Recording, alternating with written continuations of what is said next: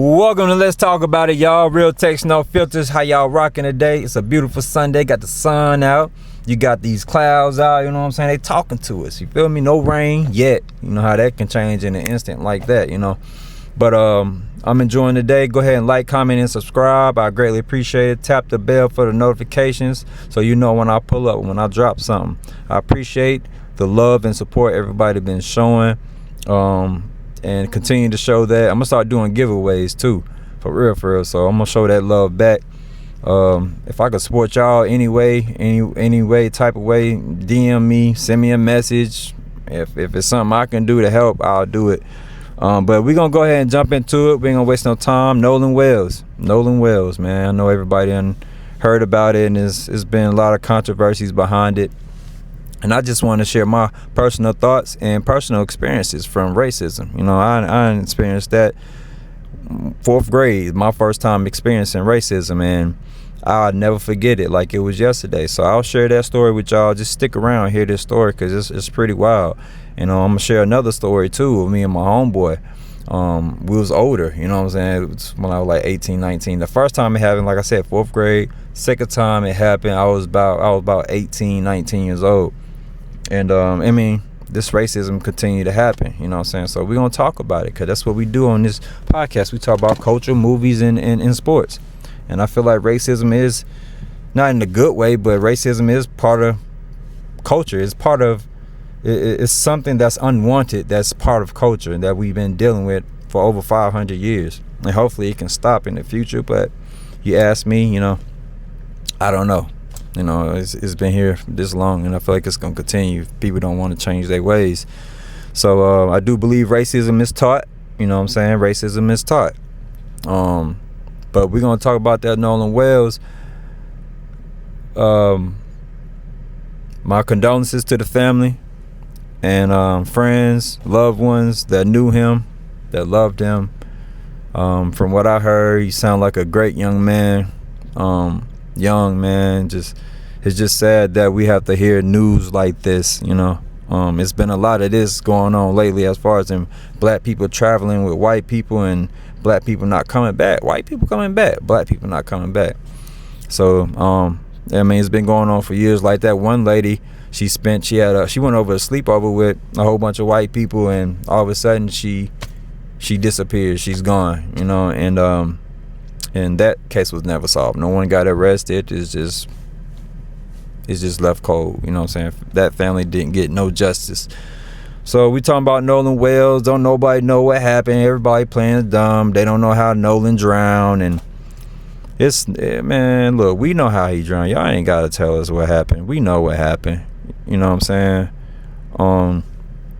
Hey, man, look, my black people, we gotta watch out, man. You know, going on these trips with these white folks can be hazardous to your health. You know what I'm saying? Or it can lead to death. I'm not traveling with a whole bunch of white folks. I better have like at least 4 or 5 black people with me, or friends with me, or just I better see something.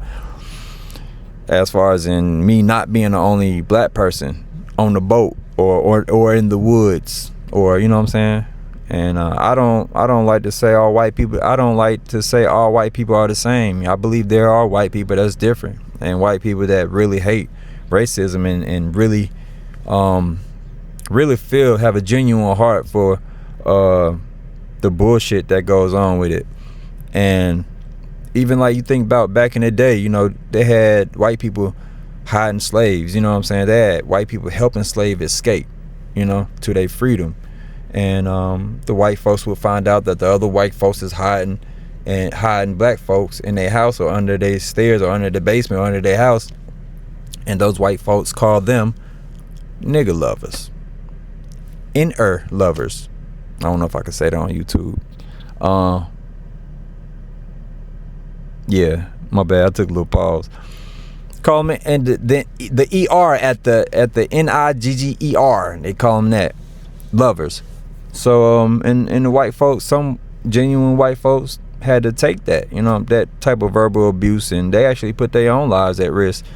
So I ain't sitting up here and saying all white people are saying, just like, you know, white people, you can't say all black people the same. You know what I'm saying? Can't nobody say a certain race is all the same, but you could say majority possibly. You know what I'm saying? But we just got a problem in the system, in the world, man. Let me just tell you my little experiences real quick as I moved forward. I had the situation when I was in 4th grade. I had 2 white friends, man. They were really good white friends, man. Good friends. And I lived in a predominantly white neighborhood at the time. I moved to Coolwood at the time. I lived in Coolwood for 2 years. I moved from majority black neighborhood to a majority white neighborhood. So I definitely realized the difference and recognized it. But anyway, I had 2 white friends who went over this other girl house to go swimming. Now, she was a white girl, of course, and we went over there. And when we got over there, my white friends went inside the house. And the little girl had met us outside, so all 3 of them went in the house. And I stood outside. I couldn't go inside. I didn't think nothing of it, though. I was just, okay, they're going to ask and see if we could swim. But just not knowing, just not thinking and looking like, I'm the only black guy, you know what I'm saying, black kid. Nah, I can't go inside the house to ask and see what the answer is too. So anyway, they came back outside and they basically told me, my white friends told me that I couldn't swim in there. I couldn't swim in the pool because I was black. You know what I'm saying? So right then and there, it didn't strike me like it would strike me today, because as far as in what I know, but when you're in the 4th grade, you kind of just like, I knew it was effed up, you know what I'm saying? I knew it was kind of, but it was weird to me, and I was numb. I didn't know what to think. I didn't know how to feel. But guess what though? My white friend said, look, man, if you can't swim, we not swimming. You know what I'm saying? We're not gonna go swimming and you can't swim either. So you know what they did? They left with me, bro. They left with me, and they could have stayed and swam and everything and had a good time. It was hot as hell outside too. They could have had a good old time. I just would have went back home and chilled at the crib. But that was a genuine move, I believe, on their part. And we went somewhere else and did some other shit, you know. I never seen that white girl again, to be honest. I went back home after that day, after we finished, you know, having our adventure, doing playing around, whatever. And then I went to the crib, told my mom what happened, and she told me not to go back over there. And I'm glad she told me not to go back over there. I listened to her, you know what I'm saying? Because I could have drowned mysteriously. I could have went inside that pool, never came out. Could have went inside that house, never came out. That white man could have did something to me. Who knows? I don't know. But I never went back over there. So that was my first time experiencing racism. I'll never forget it. It was crazy. I couldn't swim in the pool because I was black. Point blank, period. My second little scenario, long story short, me and my homeboy was on the way to work. We used to work at the airport. We was ramp agents, you know what I'm saying? So we got onto the airport grounds and we was late. So we was jogging a little bit. We was jogging, Then all of a sudden we heard some sirens. We joking with each other saying, hey, damn, what you do, man? Ah, damn, you always up to something, man. We about to get arrested. We just joking and shit while we jogging. We ain't fully running. Come to find out, them sirens was for us. So they pulled up on us. Some white officer got out the car, yelling at us, clutching his gun. We didn't do nothing. We had work shirts on, you know what I'm saying? So it's proof right here. We had badges on. There's proof right here. We work here. You know what I'm saying? So in his mind, maybe he thought we were some type of fugitives, or maybe we were like customers that was on the ramp that wasn't supposed to be on a ramp. I don't know if they just paranoid, but he pulled up on us strong, pulled up on us aggressively, told us to get our hands on the wall. We were telling him we work here and stuff. We just getting to work. Put your hands on the wall. He don't give a fuck about none of that. Put your hands on the wall. We did that. Our manager came outside, a Mexican lady. She came outside and told the officer, look, they work here. Then he told her to shut up and get back inside. And then that's when she started crying because everything was irate, bro. Like, I ain't never, this was my first time ever experiencing like some real chaos stuff with police and shit. So he's searching us aggressively. You know, I've been searched before, but I ain't never been searched like this.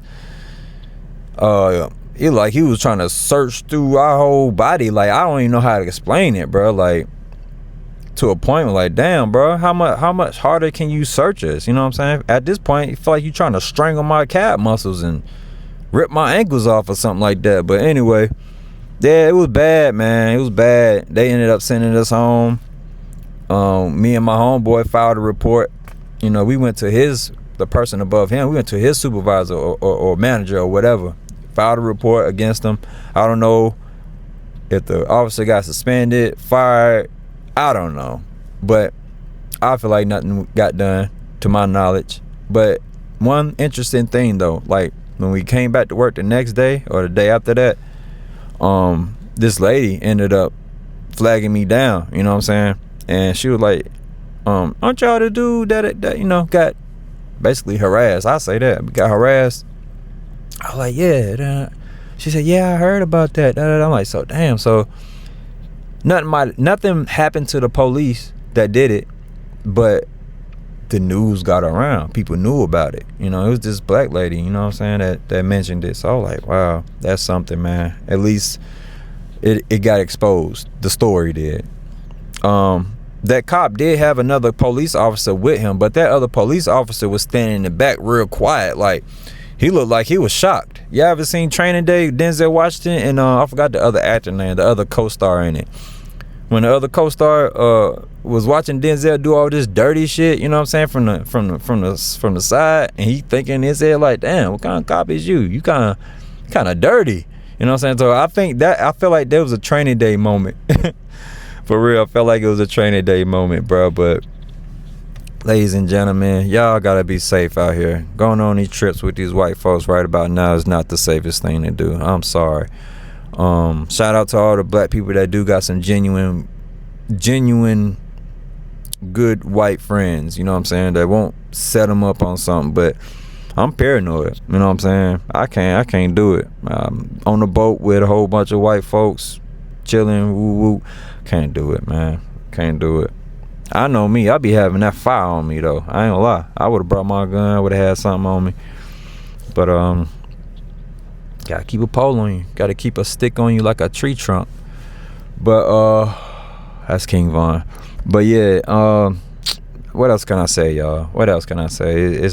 I don't want to say too much more. I just want to tell my few stories and just to tell y'all to be careful out here, man. We living in the world right now. It's very tense. Everything is on edge. We got wars going on. We got a race war that just never ended. You know what I'm saying? It's just continue to happen, and just be careful out here, y'all. We got to be careful. We gotta stay on guard. Don't let your guard down. I don't care how friendly, how nice, smiling in your face, and just be careful. Be alert. Stay alert. I try to stay alert as much as possible. You know, I don't play no games. I don't play that.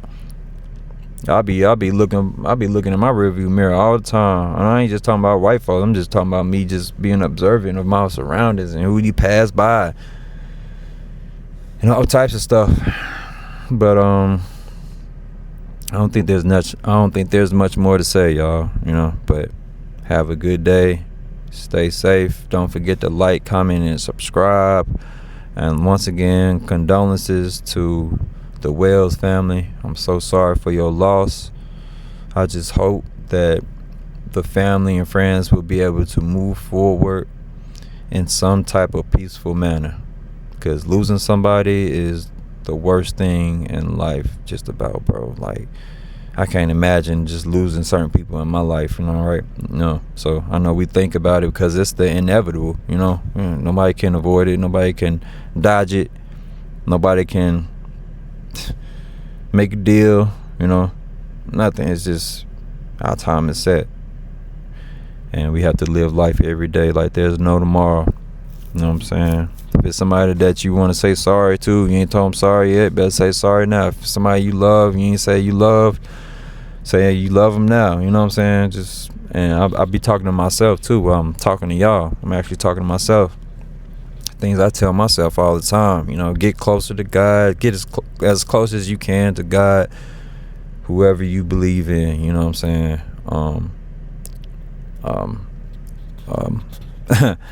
All this coming out as ums right now, so I'm gonna go ahead and wrap this video up, y'all.